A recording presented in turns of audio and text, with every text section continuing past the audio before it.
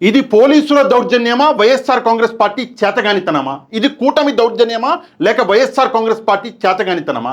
ఇది కక్ష సాధింపు చర్యనా లేక వైఎస్ఆర్ కాంగ్రెస్ పార్టీ చేతగానితనమా అంటే నాకు ఇది వైఎస్ఆర్ కాంగ్రెస్ పార్టీ చేతగానితనం లాగానే కనిపిస్తున్నది. జర్నలిస్ట్ కేవీఆర్ని అరెస్ట్ చేసిన పోలీసులు ఇది పోలీసుల దౌర్జన్యం అని చెప్పేసి వైఎస్ఆర్ కాంగ్రెస్ పార్టీ అనుకూల మీడియా ఈరోజు ఏడుస్తున్నది, ఎక్కెక్కి ఏడుస్తున్నది. కానీ ఈ కేవీఆర్కి అన్యాయం చేసింది ఎవరయ్యా అంటే వైఎస్ఆర్ కాంగ్రెస్ పార్టీనే. ఈరోజు ఇద్దరి గురించి మనం మాట్లాడుకోవాలి. ముందుగా జర్నలిస్ట్ కేవీఆర్ గురించి మనము మాట్లాడుకుందాం. దాని తర్వాత ఈ ఎవరైతే యూట్యూబర్ రావణ్ ఉన్నాడో ఈయన గురించి కూడా మనం మాట్లాడదాం. కాకపోతే ఇక్కడ బోరుగడ్డ అనిల్ గారి ఫోటో ఎందుకు పెట్టారు పాషా గారు అని మీరు నన్ను ప్రశ్నించవచ్చు. నేను దానికి కూడా సమాధానం చెప్తాను.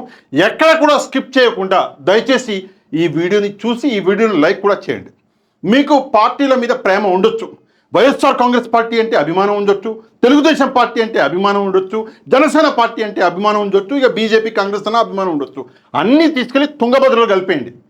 కలిపేసిన తర్వాత ఈ వీడియో అనేది చూడండి. నేను కేవలము మనుషుల మీద ఈ రాజకీయ పార్టీలు చేస్తున్నటువంటి ఈ దాష్టికాల గురించి మాట్లాడుతున్నాను. వీళ్ళ ఏదైతే రాజకీయాలు ఉన్నాయో దీనికి ఈరోజు జర్నలిస్ట్ అని యూట్యూబర్లను కూడా బలి చేసుకుంటున్నారు. ఎలాగ వైఎస్ఆర్ కాంగ్రెస్ పార్టీ ఈ కేవీఆర్ అనే వ్యక్తిని ఈరోజు బలిగొన్నది అన్నది నేను చెప్తాను. ఎందుకు చెప్తాను అంటే దీంట్లో నేను కూడా ఒక విక్టమే కాబట్టి చెప్తాను. ఇక్కడ కొంచెం జాగ్రత్తగా మనం చూస్తే కేవీ రెడ్డి అనేటటువంటి వ్యక్తి తెలంగాణలో నివసించేటటువంటి ఒక జర్నలిస్టు. ఈయనని అంటే మార్చి నెలలో ఈయన మీద ఒక కేసు అనేది జరిగింది, మనందరికీ తెలుసు. ఈయనని తీసుకెళ్లి దాని తర్వాత ఈయనను విడిచిపెట్టారు. అక్కడ ఈయనను కొట్టారు పోలీసులు అని చెప్పేసి ఈయన బయటకు వచ్చి చెప్పడము, ఏడవడము జరిగింది. నేను వెళ్ళాను, ఆయనను కలిశాను, ఆయన కుటుంబాన్ని కలిశాను, అక్కడ పరామర్శించాను, వచ్చాను. దాని తర్వాత నాకు కేవీఆర్ కాంటాక్ట్లో ఉన్నాడు, కేవీఆర్కి సంబంధించినటువంటి కొంతమంది వ్యక్తులు కాంటాక్ట్లో ఉన్నారు. దాని తర్వాత ఏప్రిల్ నెలలో అనుకుంటా, సబ్జెక్టు కరెక్షన్, కేవీఆర్ ఇంటికి పోలీసులు మళ్ళీ వెళ్ళారు. మీ మీద కేసు అయిందండి, మిమ్మల్ని అరెస్ట్ చేయడానికి వచ్చామని చెప్పేసి వెళ్ళారు. వెళితే అక్కడ తెలంగాణ జర్నలిస్టులు దాన్ని వ్యతిరేకించారు, కేవీఆర్ని కాపాడుకున్నారు. కానీ విషయం ఏంటంటే కేవీఆర్ దాని తర్వాత అండర్ గ్రౌండ్ అయిపోయాడు, అప్స్కాండ్ అయ్యాడు. దాదాపుగా 2 నెలల 15 రోజుల నుంచి కేవీఆర్ అసలు ఇంటికే వెళ్ళే అండర్ గ్రౌండ్ అయిపోయాడు. పోలీసులు వస్తున్నారు అన్నటువంటి భయంతో. ఇక్కడ తనని అండర్ గ్రౌండ్ చేసిన వాళ్ళు ఎవరు, వెళ్ళమని సలహా ఇచ్చిన వాళ్ళు ఎవరు, దాని గురించి కూడా మనం మాట్లాడదాం. కొంచెం ఓపిక పట్టండి. అయితే ఏం జరిగింది అంటే మొన్న కేవీఆర్ భార్య కేవీఆర్ని కాంటాక్ట్ అయ్యి చాలా రోజులు అయిపోయింది నువ్వు ఇంటికి వచ్చి రా, ఇంటికి ఒకసారి పిల్లలు చూస్తారంట అని చెప్తే తాను ఇంటికి వచ్చాడు. ఇంటికి వచ్చి రాగానే కొంత ఫ్రెష్ అయ్యాడు, బయటికి వెళ్ళి కూర్చున్నాడు. కేవీఆర్ 3rd ఫ్లోర్లో ఉంటాడు. 3rd ఫ్లోర్కి పైన పెంట్ హౌస్లో ఉంటాడు. చాలా ఇల్లు, చిన్న ఇల్లు, పెంట్ హౌస్. ఆ పెంట్ హౌస్లోనే బయటకు వస్తే పెంట్ హౌస్ పెద్దగా ఉంది, కూర్చున్నాడు. కానీ ఆ బిల్డింగ్లోనే ముందు పోలీసులు ఎదుటి బిల్డింగ్లో ఉన్నారు. అక్కడి నుంచి గమనించారు, అందుకే వచ్చి తన బిల్డింగ్లో ఎంటర్ అయ్యి పైన 4th ఫ్లోర్కి వచ్చారు. వచ్చి కేవీఆర్ని పట్టుకొని వెళ్ళే ప్రయత్నం చేశారు. అక్కడికి మేము పరిగెత్తుకుంటూ వచ్చాము, తనని కాపాడే ప్రయత్నం చేశాము. అప్పటికే లేట్ అయిపోయింది, పోలీసులు తీసుకెళ్ళిపోయారు అని చెప్పేసి కేవీఆర్ గారి భార్య చెప్పినటువంటి స్టేట్మెంట్ ఒక వీడియోలో ఆమె చెప్పింది. ఇది కేవీఆర్ అరెస్టు. ఇక్కడ విషయం ఏంటంటే బొబ్బిలి పోలీసులు కేవీఆర్ని అరెస్ట్ చేసి తెలంగాణలో పోలీస్ స్టేషన్లో ఒక చోట ఉంచి అక్కడి నుంచి మరి ట్రాన్సిట్ అవి తీసుకున్నారు, బొబ్బిలికి తీసుకెళ్లారు. బొబ్బిలిలో మెజిస్ట్రేట్ గారి ముందర నిలబెడితే మెజిస్ట్రేట్ గారు 14 రోజుల రిమాండ్ విధించారు. ఇందాకనే వచ్చింది 14 రోజుల రిమాండ్. ఒకవేళ ఈ రిమాండ్ అనేది విధించకుండా బెయిల్ ఇచ్చి ఉంటే ఈ బొబ్బిలి కోర్టు ముందు తొల్లూరు పోలీసులు రెడీగా ఉన్నారు. ఎందుకంటే తొల్లూరులో కూడా కేవీఆర్ మీద ఒక కేసు అన్నది నమోదైంది. కానీ బొబ్బిలి మెజిస్ట్రేట్ గారు 14 రోజులు రిమాండ్ విధిస్తే బొబ్బిలి సబ్ జైలుకి కేవీఆర్ని తరలించడం జరిగింది. అంటే ఇందాకే కేవీఆర్ సబ్ జైలుకి వెళ్ళిండు, బొబ్బిలి సబ్ జైల్లో ఉన్నాడు. మరి తుళ్ళూరు పోలీసులు ఇప్పుడు ఏం చేస్తారు? మరి కేవీఆర్ని తీసుకెళ్తారా, అక్కడి నుంచి కస్టడీ అడుగుతారా మెజిస్ట్రేట్ గారి దగ్గర, చూడాలి మనం. అంతేకాదు ఈ బొబ్బిలి తుళ్ళూరు కాకుండా మళ్ళీ తాడేపల్లిగూడెము ఉండవెల్లిలో కూడా కేసులు కట్టారు అని కొంత ఇన్ఫర్మేషన్ వస్తుంది. సబ్జెక్టు కరెక్షన్ ఇక్కడ ఎక్కడ కూడా కన్ఫర్మేషన్ లేదు, కట్టారు అని వినిపిస్తుంది. సరే, ఏదేమైనప్పటికీ కూడా ముందుగా ఇక్కడ తప్పెవరిది, ఏమి కట్టారు కేసులు, ఎందుకు కట్టారు? మనం ఇక్కడ చూసుకుంటే ఎందుకు కట్టారు అంటే జర్నలిజంలో ఒక థిన్ లైన్ అనేది ఉంటుంది, ఒక థిన్ లైన్. ఇదే విషయం నేను కేవీఆర్కి చెప్పా. తనని కలిసినప్పుడు, తన కుటుంబంతో కూర్చున్నప్పుడు నేను మాట్లాడా. కేవీఆర్, జర్నలిజంలో ఒక థిన్ లైన్ ఉంటుంది. తెలుగు భాషలో 56 అక్షరాలు ఉంటాయి. తెలుగు భాషలో మర్యాదగా మాట్లాడుకుంటూనే ముందున్న వాడిని ప్యాంట్ ఇప్పేయచ్చు. మనం అమర్యాదగా మాట్లాడవలసిన అవసరం లేదయ్యా. దయచేసి నీ భార్య పిల్లల గురించి కూడా ఆలోచించు, మాట్లాడు, పోరాటం చెయ్యి, ఎంత చేయగలవో చెయ్యి, కానీ ఆ థిన్ లైన్ దాటకు దయచేసి అని చెప్పా. మరి ఆయన ఇన్నడా ఇనలేదా తెలియదు, కానీ దాని తర్వాత మళ్ళీ ఆ వీడియో చేసినట్టున్నాడు, మనకి రాజ్యాంగం గురించి ఏదో మాట్లాడాడు. సరే, ఆయన కన్వే చేయాలనుకున్నది ఏందో మరి ఏం కన్వే అయిందో అది మనకు తెలియదు, కానీ సరే ఏదేమైనప్పటికీ కూడా కేవీఆర్కి ఆల్రెడీ చెప్పాను, అక్కడ ఆ థిన్ లైన్ కేవీఆర్ దాటాడు. ఈ విషయం కేవీఆర్ కూడా తెలుసు, కేవీఆరే అన్నాడు, కేవీఆర్ భార్య పిల్లలకు కూడా తెలుసు కొంత థిన్ లైన్ దాటాము అని చెప్పేసి. అందువల్ల కేసు అన్నది అయింది. నిజంగా ఇక్కడ కక్ష సాధింపు చర్యలు అన్నటువంటి ఒక మాట అంటున్నారు. కక్ష సాధింపు చర్య అంటే ఏంటి? మనం ఇష్టం వచ్చినట్లు మాట్లాడడం అంటే కక్ష సాధింపు చర్యనా, లేదా చట్టబద్ధంగా కేసులు పెట్టడం కక్ష సాధింపు చర్యనా? ఒకసారి నాకు సమాధానం చెప్పండి చూద్దాం. సరే, ఇదంతా అయిపోయింది. ఈ స్టోరీలో అసలు విలన్ గురించి మనం మాట్లాడుకోవాలి. వైఎస్ఆర్ కాంగ్రెస్ పార్టీ. నిజంగా వైఎస్ఆర్ కాంగ్రెస్ పార్టీ పోషించిన పాత్ర మీకు అర్థమైతే ఈ స్టోరీలో గాన్ని చూమేస్తారు మీరు. ఇందాక చెప్పా, నేను కూడా ఇందులో ఒక విక్టమ్ నేనని. వైఎస్ఆర్ కాంగ్రెస్ పార్టీ ఏం చేసింది? ఏప్రిల్ నెలలో ఇది జరిగింది. తాను అప్స్కాండ్ అయిపోయాడు, తాను అండర్ గ్రౌండ్ అయిపోయాడు. కేవీఆర్ గురించి తెలిసిన వాళ్ళందరికీ తెలుసు, కేవీఆర్ కొంచెం పర్సనాలిటీ వీక్గా ఉంటుంది, కొంచెం సెంటిమెంటల్ పర్సన్, ఏమన్నైతే కొంత కంటతడి పెట్టుకుంటాడు. అట్లాంటి కేవీఆర్ తన సొంతంగా అండర్ గ్రౌండ్ అయ్యే పరిస్థితులు లేవు. ఎవరో కేవీఆర్కి సలహా ఇచ్చిండు. ఆ ఇచ్చినోడు ఎవరు అంటే, కొంతమంది మాట్లాడుకునే గుచ్చగుచ్చలాడేది ఏంటంటే వైఎస్ఆర్ కాంగ్రెస్ పార్టీలోనే కొంతమంది, ఎవరో నాకైతే తెలియదే, తెలిసినా చెప్పను, వాళ్ళు సలహా ఇచ్చారు, నువ్వు అండర్ గ్రౌండ్ అయిపో, ఈ కేసు తేలేంత వరకు అంటే తాను అండర్ గ్రౌండ్ అయిపోయాడు అని చెప్పేసి కొంతమంది గుసగుసలు ఆడుతున్నారు. సరే, ఓకే, కేవీఆర్ని అండర్ గ్రౌండ్ చేశారు, ఒప్పుకుంటా. దాని తర్వాత కేవీఆర్ కోసం YSR Congress party legal cell ఏం పిగింది, ఏం చేసింది? ఏమీ చేయలేదు. ఏమనంటే, ఏమైంది సార్ నా కేసులు అంటే, వేసినావయ్యా, క్వాష్ పిటిషన్ వేసినాము, హైకోర్టులో బెంచ్ మీదకి రాలేదు. హైకోర్టులో బెంచ్ మీదకి రాకపోవడం ఏంది? నాకు నవ్వు వస్తుంది. కానీ సరే, ఓకే, మీ మాట నిజం అనుకున్నాం. హైకోర్టులో ఒక కేసును బెంచ్ మీదకి కూడా తేలిని దుస్థితులలో ఉందా పార్టీ మీది? ఏం చేయాలి నిజంగా కేవీఆర్కి హెల్ప్ చేయాలంటే? క్వాష్ పిటిషన్ ఇవ్వాలి, లేదంటే ఏం చేయాలి? తనని తీసుకెళ్ళి సరెండర్ చెప్పేయాలి కోర్టులో. అయ్యా, ఈ కేసు మా మీద అయింది, మేము సరెండర్ అవుతున్నాం కోర్టులో అని సరెండర్ చెప్పిస్తే, అక్కడి నుంచి మేము సరెండర్ అయ్యాము, మేము భారతీయులము, బాధ్యత గల మేము మనుషులం, ఇక్కడ సరెండర్ అయ్యాము కోర్టు మీద గౌరవంతో, మాకు బెయిల్ ఇవ్వండి, నాకు భార్య పిల్లలు ఉన్నారని చెప్పేసి అక్కడ అర్జించుకుంటే బెయిల్ అనేది కోర్టు ఇస్తుంది. ఆ పని వైసీపీ చేయాలి. మరి ఏం చేసింది వైసీపీ? టైం వేస్ట్ చేసింది. మేము వేస్తున్న వాళ్ళ పిటిషన్, నువ్వు అండర్ గ్రౌండ్ ఉండు. అలా చేస్తే ఫైనల్గా ఏమైంది? ఈరోజు భార్య పిలిచిందని వెళ్తే తన్ని తీసుకెళ్ళి లోన్ వేసారు. పోలీసులు చేసింది చట్టబద్ధమైన పనే, కానీ వైఎస్ఆర్ కాంగ్రెస్ పార్టీ చట్టబద్ధంగా కేవీఆర్ని కాపాడుకోలేకపోయింది. ఇంతకన్నా సిగ్గుచేటు మరొకటి ఉండదు. నిజంగానే కాపాడుకోలేకపోయిందా, లేదా కావాలని చేశారా అంటే కావాలని చేశారు. ఒక చిన్న ఉదాహరణ చెప్తా. మీ అందరికీ తెలుసు, సజ్జల గారి కొడుకు భార్గవ్ గారు తెలుసు కదా మీ అందరికీ. ఆయన కోసం సుప్రీంకోర్టుకి వెళ్ళిరాయా? మరి కేవీఆర్ కోసం ఎందుకు వెళ్ళలేదు? కేవీఆర్ అంటే వైఎస్ఆర్ కాంగ్రెస్ పార్టీ కోసమే పనిచేసిండు, వైఎస్ఆర్ కాంగ్రెస్ పార్టీ కోసమే కేసులు కట్టించుకున్నాడు. జగన్మోహన్ రెడ్డి గారు పిలిచి మరీ చేకండి ఇచ్చారు కదా. మరి ఆ కేవీఆర్ అనే వ్యక్తి కోసం మీరు ఎందుకు పోరాటం చేయలేదు సజ్జల భార్గవ్ గారి కోసం చేసినప్పుడు? ఎందుకంటే కేవీఆర్ అనే వ్యక్తి చిన్న వ్యక్తి, చిన్న జీవితం. ఒకటి. రెండవది, కేవీఆర్ని మనము లీగల్ ప్రొటెక్షన్ కేవీఆర్కి ఇస్తే మనకేంటి లాభం? కేవీఆర్ని అరెస్ట్ చేస్తే కదా దాని వీడియోలు, ఆ మెసేజ్లు మనం మొత్తం సోషల్ మీడియాలో, మెయిన్ స్ట్రీమ్ మీడియాలో, సాక్షిలో వేసుకొని ఏడవచ్చు. కేవీఆర్ని అరెస్ట్ చేస్తే కదా మనకి స్టఫ్, కూట మీద బురద చల్లొచ్చు. కేవీఆర్కి లీగల్ హెల్ప్ చేస్తే మనకేమొస్తుంది? బొక్క. అరెస్ట్ చేస్తేనే మనకు మంచి మంచి వీడియోలు వస్తాయి. అరెస్ట్ వచ్చి మనం లబో దిబో అని గుండెలు బాదుకోవాలి, సాక్షిలో కూర్చొని నలుగురు మాట్లాడాలి. అదే ప్లాన్, అదే జరిగింది.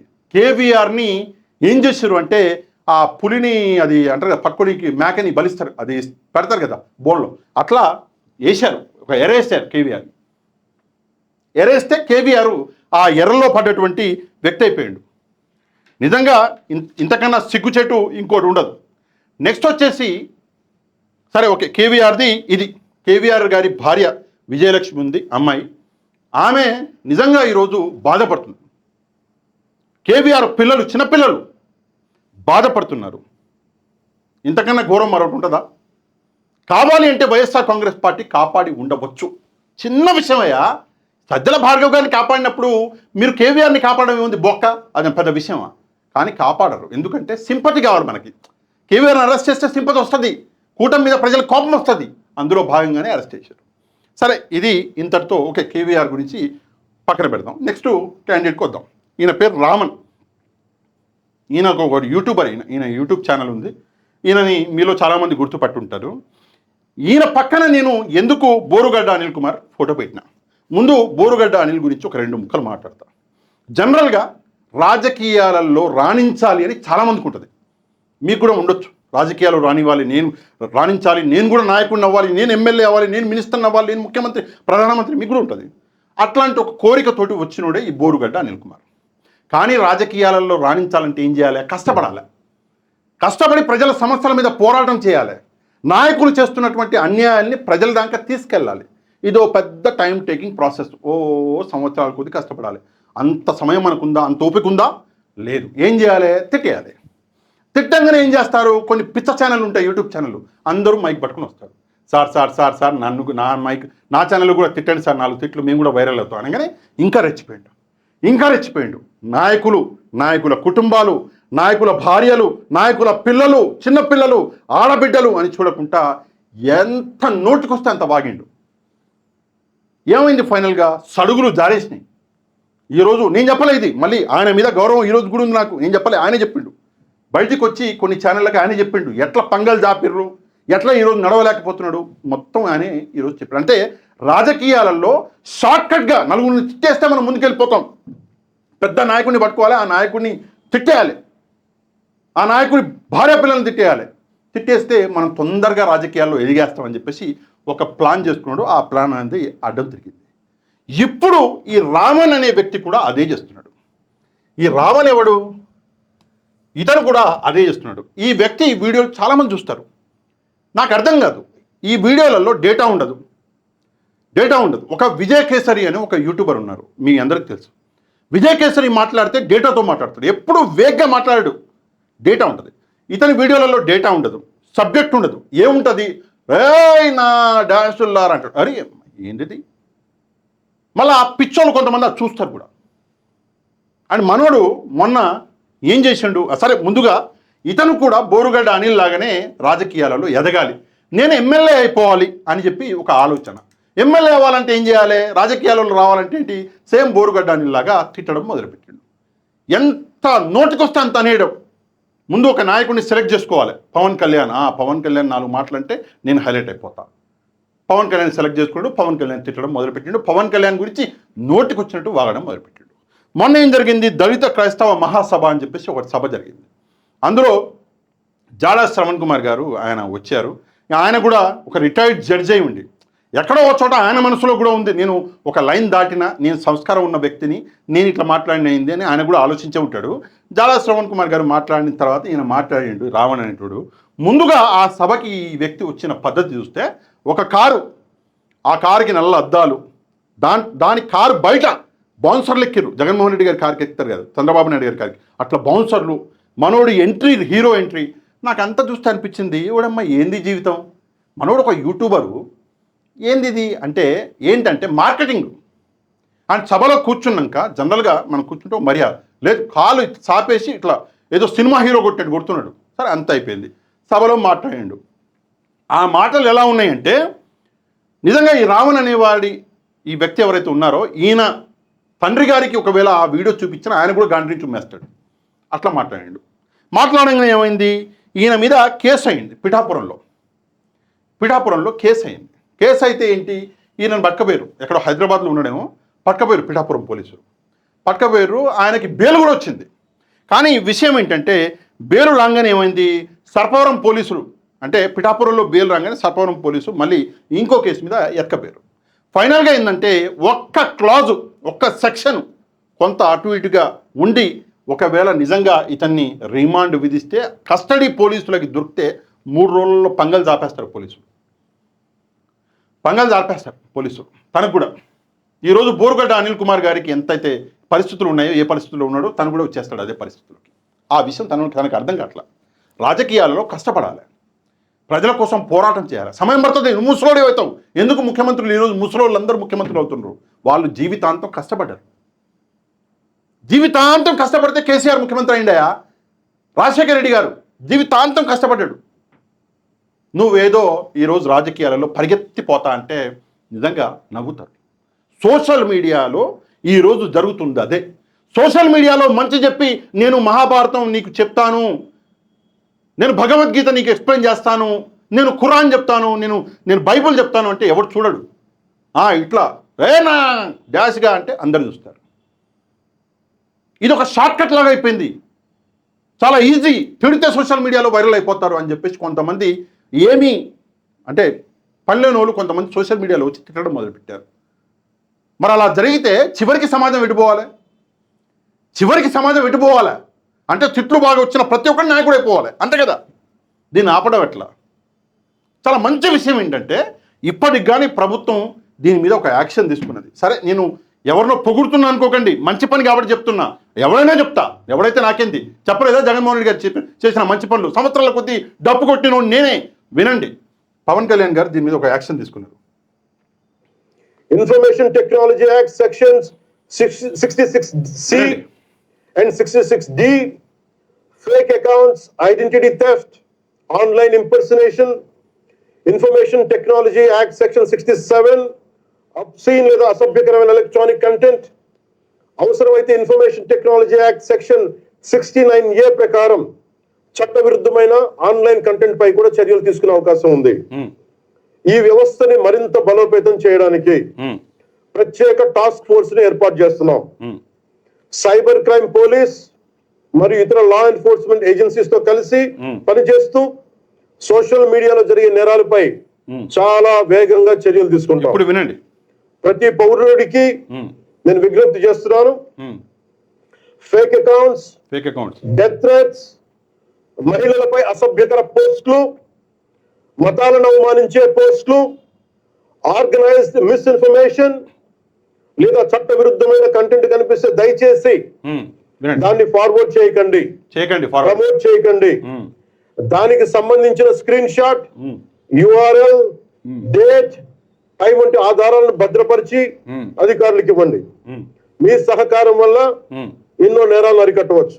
ఇది అంటే ఒక టాస్క్ ఫోర్స్ అనేది స్పెషల్గా వేశారు సోషల్ మీడియా మానిటరింగ్ కోసం. ఒక టాస్క్ ఫోర్స్ బహుశా నాకు తెలిసి ఎక్కడ లేనట్టుంది, ముందుగా ఆంధ్రప్రదేశ్లోనే తీసుకొచ్చారు. చాలా మంచి పని చేశారు. ఎందుకంటే కొంతమంది సన్నాసులు వెధవలు ఫేక్ అకౌంట్ క్రియేట్ చేస్తారు. చేసి ఏం చేస్తారు అంటే, ఒక నాయకుడి వీడియో వచ్చింది అనుకోండి, లైవ్లో మాట్లాడుతుంటే కిందికి వెళ్ళి అంటే ఆ కమెంట్లోకి వెళ్ళి కామెంట్ చేస్తారు. అది ఫేక్ అకౌంట్, వాళ్ళకి ధైర్యం దమ్ము ఉండదు. అట్లాంటి ఫేక్ అకౌంట్లని ఇక్కడ హ్యాండిల్ చేయాలంటే ఒక స్పెషల్గా ఒక టాస్క్ ఫోర్స్ కావాలి. అందుకే సోషల్ మీడియా మానిటరింగ్ మీద ఒక టాస్క్ ఫోర్స్ తీసుకొచ్చారు. ఈ టాస్క్ ఫోర్స్ అనేది సైబర్ క్రైమ్తో కలిసి పనిచేస్తుంది. ఇది ఇంకా చాలా మంచి విషయం. ఇక్కడితో సోషల్ మీడియాలో ఎవరైతే వచ్చేసి నేను తిట్టేసి నేను రాజకీయ నాయకుడిని అయిపోతా, తిట్టేసి నేను ఒక సూపర్ స్టార్ని అయిపోతా, తిట్టేసి నేను సోషల్ మీడియాలో డబ్బులు సంపాదించుకుంటా అనేటటువంటి సన్నాసులు ఎవరైతే ఉంటారో, కొంతమంది, అందరి గురించి అట్లేదు, కొంతమంది ఉంటారో వాళ్ళందరికీ దీంతో ఒక చెక్ అనేది పెట్టినట్టు అయింది. మంచి పని, చాలా మంచి పని చేశారు. దీనివల్ల నాయకుల గురించి, నాయకుల కుటుంబాలు, భార్య పిల్లల గురించి మాత్రమే కాదు, ఆడవాళ్ళు ఎవరైతే ఉంటారో సోషల్ మీడియాలో కొంతమంది యాక్టివ్గా ఉంటారు, వాళ్ళ కమెంట్లలో కూడా కొంతమంది ఎదవలు ఉంటారు, వాళ్ళకు కూడా చెక్ పెట్టవచ్చు. ఇదే విధానాన్ని ఉన్నటువంటి మన దేశంలో ఉన్న అన్ని రాష్ట్రాలు అవలంబిస్తే చాలా బాగుంటుంది. సరే, ఏదేమైనప్పటికీ కూడా ఇక్కడ ఒకటే విషయం, ముగ్గురు కూడా వీళ్ళకి ఒకటే విషయం చెప్తాను నేను. ఏంటంటే రాజకీయాలలో, జర్నలిజంలో నువ్వు రాణించాలి అంటే, నువ్వు సక్సెస్ అవ్వాలి అంటే సమయం పడుతుంది. నీకు ఓపిక ఉంటే నువ్వు ఇందులోకి రా, లేకపోతే నువ్వు అన్నీ మూసుకొని కూర్చో. అంతేకాని గెలికేసి నేను ఏది పడితే అది మాట్లాడేస్తా అంటే మాత్రం ఇక్కడ ఊరుకోవడానికి ఎవరూ లేరు. దీంతోపాటు కేవీఆర్ నాకు పర్సనల్గా చాలా మంచి, కేవీఆర్ యాక్చువల్గా చాలా మంచి వ్యక్తి అండి. కేవీఆర్ కొంతమంది మాటల్లోకి వచ్చేసాడు లేండి. కేవీఆర్ కొంతమంది మాటలు వినేశాడు. సరే, వాళ్ళ మాటలు ఎట్టుంటాయంటే అన్నీ నీకెందుకు, నేను ఉన్నాబో, ఏముందబ్బా నేను చూసుకున్నాబో, అట్లా కేవీఆర్ బలైపోయిండు. ఏదేమైనప్పటికి కూడా కేవీఆర్ కుటుంబానికి, ఆ ఆడబిడ్డకి, ఆ చిన్నపిల్లలకి మనం తోడుగా ఉండవలసిన అవసరం ఉంది. అన్ని పార్టీలు ఉండాలి, ఈవెన్ టీడీపీ ఉండాలి, ఈవెన్ జనసేన ఉండాలి, అందరూ కూడా. ఎందుకంటే నో డౌట్ తినలేని దాటిండు, చట్టం తన పని తాను చేసుకుంటూ పోతుంది. అయినప్పటికీ కూడా మనం అందరం సపోర్ట్గా ఉండాలి. సరే ఈ విషయం మీద నేను ఇందాక చెప్పా, పార్టీలకి అతీతంగా మీకున్న అభిమానాన్ని తీసుకెళ్ళి బయటపడేసి ఈ వీడియో చూడండి అని చెప్పా. ఈ విషయం మీద వైఎస్ఆర్ కాంగ్రెస్ పార్టీ వైఖరి 2 నెలల సమయం ఉన్నా కూడా ఒక వ్యక్తిని కాపాడలేకపోయినటువంటి ఆ అసమర్థత గురించి మీరేమంటారు? దయచేసి ఒక కమెంట్ అనేది చేసి వీడియోని లైక్ చేసి మన ఛానల్ని సబ్స్క్రైబ్ చేసుకొని వాళ్ళు ఛానల్ని కూడా సబ్స్క్రైబ్ చేసుకోండి. నెక్స్ట్ వీడియోలో మళ్ళీ కలుద్దాం. అంతవరకు థ్యాంక్ యూ వెరీ మచ్. జై హింద్.